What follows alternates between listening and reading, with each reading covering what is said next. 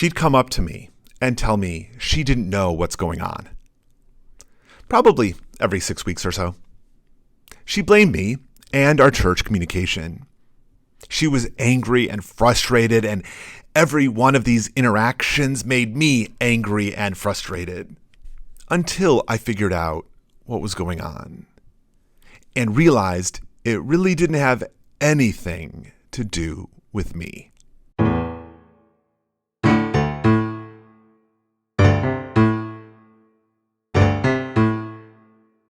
In the last 2 episodes of the podcast, I've outlined the 2 biggest problems with communicating, which is really that we use this one word, communication, to mean very different things. So we use the word communication to refer to conversing that is happening synchronously, as in you and I in the same room at the same time, and asynchronously, you and I not in the same room and not at the same time.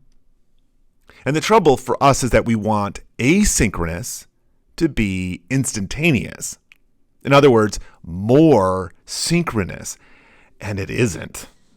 Now, the other problem with communication is that we often mistake the idea of communicating for broadcasting. We sometimes think of communication as only a person at the top of the pyramid talking at other people and not a dialogue between people.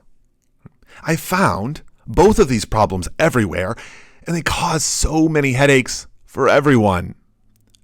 But if we were to get just a little more clarity about what we're doing when we're communicating and get on the same page about expectations for our communication, we can eliminate almost all of our frustration. I say that and believe it. But there's one more piece hiding in the shadows, and this one is really deceptive. Let's turn the clock back a few years. I was serving a church we'll call St. Gertrude's, and one person, let's call her Elizabeth, was exceedingly skeptical of me. She didn't trust the diocese or the circumstances of my coming there. She also didn't like that she didn't know that much about me, and the fact that she didn't ask me about myself should be seen as a clue here. During my time, it is fair to say that I heard from Elizabeth or her daughter no less frequently than every 6 weeks or so. She'd say that she never knows what's going on and she doesn't do the internet because, in her words, she's old. She was in her early 80s, so consider that alongside her self-assessment. This is all quite reasonable, I should think, right? And I would lay out for her what I had control over. I pointed out that everything would go to the website, Facebook page, Twitter, and our weekly email. Now, of course, I don't expect her to get those things. And we had stopped weekly mailings over cost. But, I said, all of that same information was in the bulletin each week, and I made verbal announcements of all of the interesting things each week. And I almost always announced things for a good 3 weeks before they would occur. So, she certainly wouldn't need to be online if she were in church regularly. Now, this, of course, was a big part of the problem. She didn't come every week. She didn't come every other week. It was maybe every 3 weeks. And none of this was good enough, of course. And yet I offered, what could I do? We were already making tons of announcements on all of the channels. And if she isn't in church to hear, why would she expect to know what's going on? And that's the question of the hour. I finally landed on it. I was so focused on the illogic of wanting the impossible, I forgot to examine why she would even expect it. She wasn't asking for the possible. She was demanding the impossible because her problem wasn't me. It was her. If someone doesn't look for information, doesn't show up to our regular gatherings, and never came to anything outside our regular gatherings, what is she actually looking for? I mean, that's what drove me the battiest anyway. She wasn't going to do anything with any of this knowledge. Not once did I see her at something that wasn't on Sunday morning. Why does she even want to know what's going on? Because knowledge is power. Elizabeth didn't want to know what's going on to participate in it. She wanted to know because that's where power is, and she was no stranger to power. Elizabeth was a woman of some means. I don't suspect great means, but she would tell us how she used to live in the wealthiest suburb in the state, so she wanted to communicate that she could choose to help or hurt the church at any time.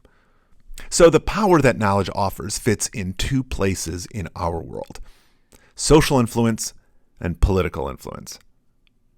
And this aging woman felt ostracized from all of her influence, because she seemed to have zero influence over me and no more over the church, which reminded me of the social part of this.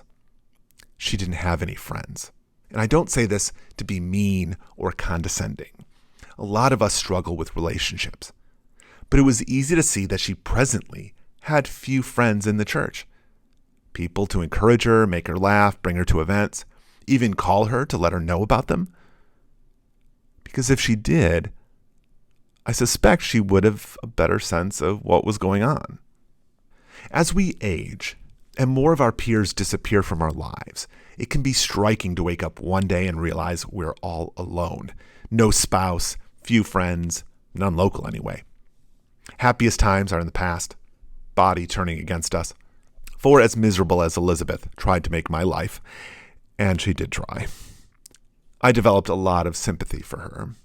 And the hardest part, she would never accept my sympathy. She kept demanding the impossible.